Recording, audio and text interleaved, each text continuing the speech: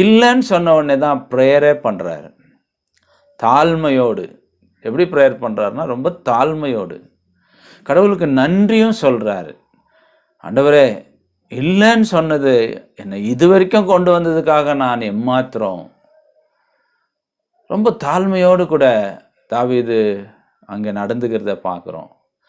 பிரியமானவர்களே, சில நேரங்களில் நமக்கு ஆண்டவர் நம்முடைய மிகப்பெரிய அந்த லட்சியத்தை, அந்த கனவு, அந்த ட்ரீமை இல்லைன்னு சொல்லிட்டாருன்னா நீங்கள் எப்படி ரியாக்ட் பண்ண போகிறீங்க?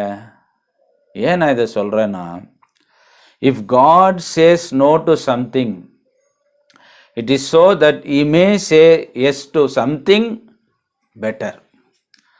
கடவுள் எப்பவுமே ஒரு காரியத்தை இல்லைன்னு சொன்னார்னா அதனுடைய அர்த்தம் என்ன தெரியுங்களா? இதை விட சிறப்பான ஒரு